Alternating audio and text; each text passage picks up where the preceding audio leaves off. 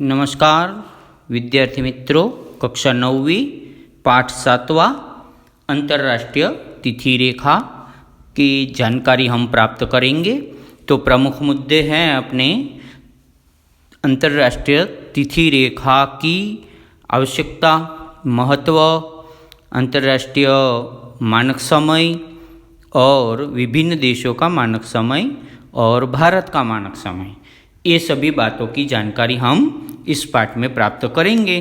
तो पहले मैं आपको पूर्व भूमिका मतलब आपको अंतर्राष्ट्रीय तिथि रेखा के संबंध में जानकारी दे देता हूँ।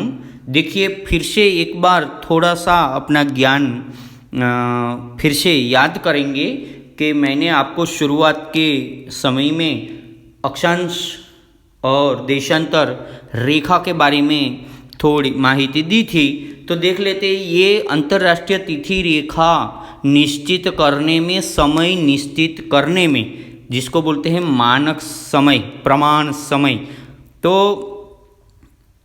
निश्चित करने में अक्षांश रेखा और देशांतर रेखा महत्व की है। देखो, आपको फिर से याद करिए कि आड़ी जो रेखा है वो अक्षांश रेखा है।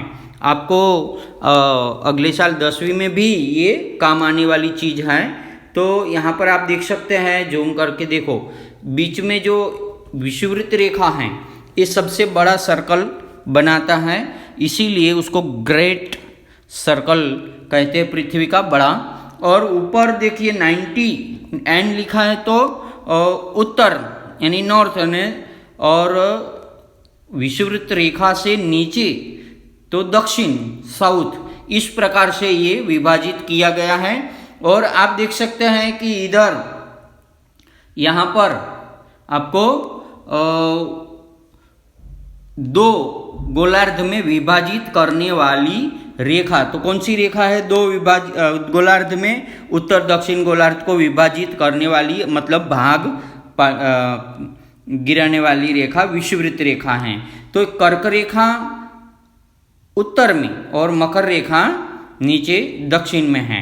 तो इसी प्रकार से उत्तर और दक्षिण इसी प्रकार से होता है। और एक दूसरी बात देखिए आप कि अक्षांश कितने हैं? तो उत्तर में 80, दक्षिण में 80, मतलब 160 दिखाई दे रहे हैं। और 90, ऊपर एक 80 और 90, नीचे 90, 90 कितने हो गए? 180, टोटल 180 है। तो 180 अक्षांश। और फिर देशांतर रेखा देखिए, ये देशांतर रेखा है। तो ये देशांतर रेखा कैसी दिख रही है? तरबूज जैसी। तो हमने बहुत बार देखा, पृथ्वी अंडे जैसी है, पृथ्वी फुटबॉल जैसी है, ऐसा देखा। लेकिन पृथ्वी न अंडे जैसी है न फुटबॉल जैसी है। पृथ्वी कैसी है? तो पृथ्वी ऐसी है, संतरे जैसी, और छिलके उतारा है। ये देखो, चीरे बनाई है छिलके, तो उसका मतलब ये है कि उसकी देशांतर रेखा है। ये देशांतर रेखा है। और एक पृथ्वी के मध्य में आप देख सकते हैं कि पृथ्वी के मध्य में एक रेखा जो निकाली है, ये काल्पनिक रेखा है। ये 1884 में एक संयुक्त वैज्ञानिक भूवैज्ञानिक बैठक हुई, उसमें निश्चित की गई कि दुनिया की एक समय, मानक समय निश्चित होना चाहिए। तो इसी अनुसार ये लंदन के पास ग्रीनविच, लंदन के समीप ग्रीनविच स्थान है, उसके ऊपर से ऐसी सीधी रेखा निकाली है। और 8 देशों से वो पार होकर पूर्व उत्तर से दक्षिण ध्रुवीय को सीधी रेखा, उसके विपरीत दिशा में, इसके विपरीत दिशा में आप देखिए, मैं आगे बताता हूं। और उसके आजू बाजू देखिए, ये मध्य रेखा, उसके बाद देखो 15 डिग्री, 30, 45, ये 15-15 का जो फासला दिखाई दे रहा है आपको, एक एक देशांतर रेखा के बीच में, ये पूर्व है और एक गोलार्ध पश्चिम है।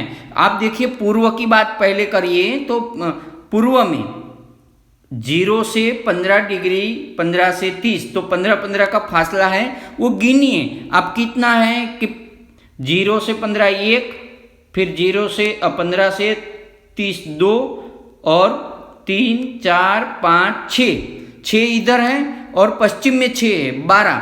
तो 12 सामने दिख रहे हैं, तो 12 इसके पीछे हैं, मतलब कितने हो गए?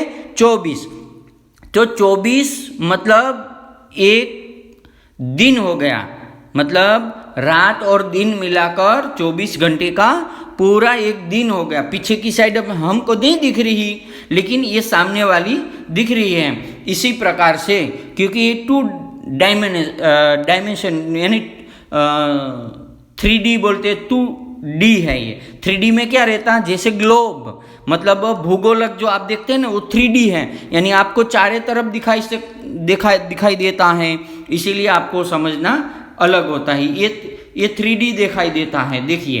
तो इसी प्रकार से संतरे जैसी ऊपर से थोड़ी सी दबी हुई, इसी प्रकार से पृथ्वी का आकार है। ये देशांतर रेखा और विषुववृत्त रेखा दोनों का जाल है, मतलब ये दोनों जहाँ क्रॉस होती है वहाँ एक एंगल और कोना बनाती है, इसलिए डिग्री बनाती है। ऊपर से कम रहती, नीचे कम रहती, और बाजू में बड़ी डिग्री बनाती, इसको वृत्त जाल कहते हैं। तो देशांतर रेखा और विषुववृत्त रेखा का एक वृत्त जाल बनता है।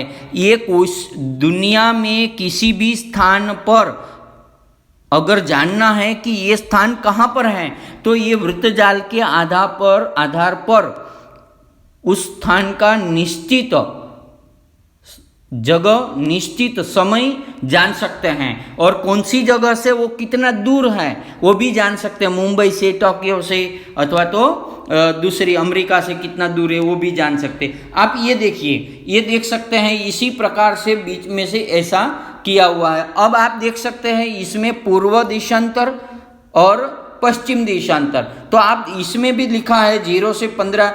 तो कहने का मतलब ये है कि 0 से 15 के बीच में देशांतर, 2 देशांतर बीच में 15 डिग्री का जो फासला है, वो सूर्य के सामने जब पृथ्वी 0 से 15 तक देशांतर तक आएगी तो कितना समय लगेगा। तो ये 15 का फासला इसीलिए है कि वो 15 डिग्री पार करने के लिए पृथ्वी को 1 घंटा लगता है। तो आप गिनिए, 15 से 30 45 एक गिनिए, तो 1 2 3 4 5 6 7 8 9 10 11 12। तो आपको पूर्व में 12 घंटे, पश्चिम में 12 घंटे, यानी कितने घंटे हो गए? 24 घंटे। 24 घंटे हो गए। तो जो आपको एक सामने जो अभी जो दिखाई दे रहा है 2 डायमेंशन, तो वो 12 घंटे का है, इसके पीछे और एक 12 घंटा है। तो ये सामने जो दिखाई देता है, ये प्रधान मध्य रेखा, मतलब ये अंतरराष्ट्रीय ग्रीनविच 0 अक्षांश, उसके 0 मतलब उसके पीछे जो दिखा है वहाँ पर 180 लिखा है। ये यहाँ पर से 0 हो गया ऊपर का बिंदु तक, फिर उसके बाद 180 दिखा है डिग्री, तो ये पीछे जाता है। पीछे जो 180 है उसके ऊपर से एक अंतरराष्ट्रीय तिथि रेखा निकाली गई है।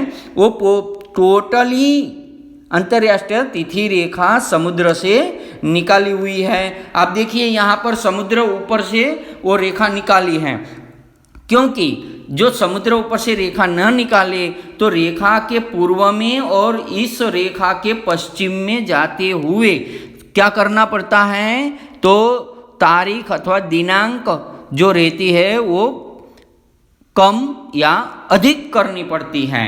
इसीलिए मैं आपको और स्पष्टता दिखाता हूँ। देखिए 180 ये रेखा जो है टेढ़ी मेढ़ी है, 8 देशों से 0 अक्षांश ग्रीनिश रेखा गुजरी है, तो उसके बिल्कुल विपरीत में आधा खड़ा भाग करते हुए जो दूसरी रेखा है वो 180 अक्षांश पर निकली हुई है। देशांतर रेखा जिसको कहते हैं, वो अंतरराष्ट्रीय समय तिथि रेखा कही जाती है, उसको इंटरनेशनल डेडलाइन कहते हैं। तो वो पूरी समुद्र से निकली है, इसीलिए वो भी 8 जगह पर टेढ़ी मेढ़ी है। समुद्र से निकलने का कारण ये होता है कि समुद्र में स्थायी रूप से कोई मनुष्य रहता नहीं है, इसीलिए वो समुद्र में से निकाली। अगर स्थल भाग से निकाली होती तो एक ही देश के दो भाग हो जाते और एक तरफ देखेंगे तो सोमवार रहता, दूसरी तरफ मंगलवार अथवा रविवार हो जाएगा। ये ऐसा न हो, इसीलिए समुद्र में से जहाँ लोग नहीं रहते, और आखिरी में ध्रुवीय प्रदेश में तो वैसे ही लोग नहीं रहते, इसीलिए ध्रुवीय प्रदेश में उत्तर ध्रुव दक्षिण ध्रुव में सीधी है और बीच में टेढ़ी मेढ़ी है, कभी कभी पूछा जाता है। और टोटली समुद्र जल पृष्ठ में से निकाली हुई है, स्थल भाग में से नहीं निकाली। ये जो अंतर्राष्ट्रीय तिथि रेखा है ये पूर्ण काल्पनिक रेखा बनाई है। और देखिए यहाँ पर आपको पूरी टेढ़ी मेढ़ी दिखाई देती है, कोई भी स्थल भाग से ऊपर साइबेरिया है और पश्चिम में और पूर्व में अलास्का है। ये रशिया का भाग है, एक रशिया के दो टुकड़े न हो, एक ही देश में दो अलग अलग। लेकिन एक बात ध्यान में रखना, हर एक देश का जो समय मानक समय है वो अलग अलग होता है। एक देश एक से ज़्यादा मानक समय रख सकते हैं। भारत में एक ही है फिलहाल, लेकिन जैसे कि रशिया में 11 है, यूएसए में 6 है, कनाडा में 6 है, चीन में 6 मानक समय है, क्योंकि वो देश लंबा। और ये ग्लोबल की जो अंतर्राष्ट्रीय रेखा है ये जर्मन के मार्टिन बेहर नाम के ये जो हुआ था वैज्ञानिक, उन्होंने ग्लोब ये निर्माण किया था और 1884 में ये काल्पनिक रेखा की एक सभा में, एक मीटिंग में निश्चित की गई। देखिए ये रेखा पूर्ण जल में से, समुद्र से टेढ़ी मेढ़ी निकल रही, कोई स्थल भाग को नहीं छूती है।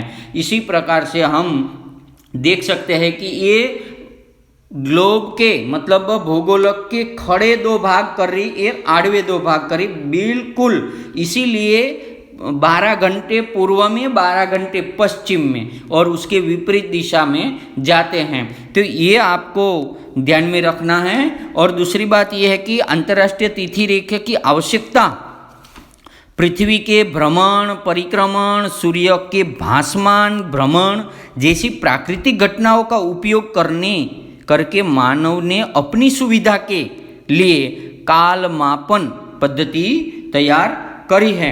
और काल मापन समय पृथ्वी को अपना एक परिभ्रमण पूर्ण करने को 24 घंटे लगते हैं। परिभ्रमण करते समय पृथ्वी पश्चिम से पूर्व की ओर घूमती है, पश्चिम से पूर्व की ओर घूमती है, याद रखना है, परीक्षा में पूछा जाता है कि इसके कारण पूर्व की ओर के स्थानों का समय पश्चिम की ओर के स्थानों के समय से हमेशा आगे ही होगा, ये ध्यान में रखना। और ग्रीनविच मूल देशांतर रेखा पर जब मध्याह्न के 12 बजे होते हैं, तब मध्याह्न के जब 12 बजे होते हैं ना, देखिए यहाँ पर, तब ग्रीनविच के पूर्व की ओर प्रत्येक 30 अंश देशांतर रेखा, मतलब रेखा पर 2-2 घंटे का समय होता, 2-2। अभी 30 अंश के लिए 2-2 घंटा, तो 15 के लिए मैंने यहाँ पर बताया था ना, 15 के लिए 1-1 घंटा समय होता है। ग्रीनविच रेखा के पश्चिम की ओर प्रत्येक 15 अंश देशांतर रेखा अथवा तो 1 घंटा, 30 देशांतर रेखा 2 घंटे पीछे समय रहता है पश्चिम में, पूर्व में 2-2 घंटे आगे रहता है। तो ये ध्यान में रखना बहुत आवश्यकता है। और अंतर्राष्ट्रीय तिथि रेखा के पूर्व में जो वार, तारीख, दिनांक चालू होते हैं, उसके एक दिन आगे का वार और तारीख इस रेखा के पश्चिम में होते हैं। तो आपको समझ में आ गया, पश्चिम में क्या रहता है, वार और तारीख आगे रहता है, और पूर्व में जो चालू होती है तो वो तारीख से एक आगे पीछे ऐसा करना पड़ता है। तो इसी प्रकार से हम ये अंतर्राष्ट्रीय तिथि रेखा हमने देखी। अंतर्राष्ट्रीय तिथि रेखा का महत्व मैं संक्षिप्त में बता देता, फिर अपनी पाठ्य पुस्तक के आधार पर दूसरे वीडियोज में देखेंगे। तो देखिए, अंतर्राष्ट्रीय तिथि रेखा के कारण वायु सेवा, यातायात सेवा तथा आर्थिक और व्यापारिक व्यवहार में एक सूत्रता आती है।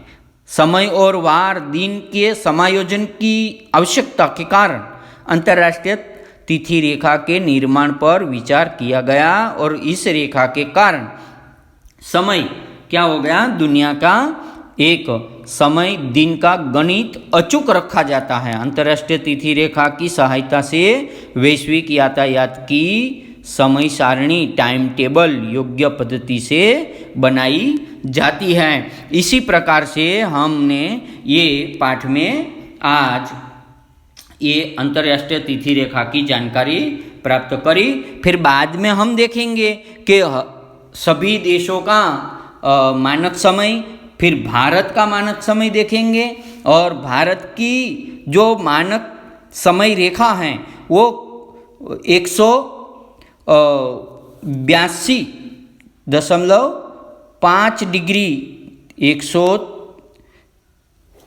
अंतर्राष्ट्रीय 180 है, पर लेकिन भारत की हमने जो बनाई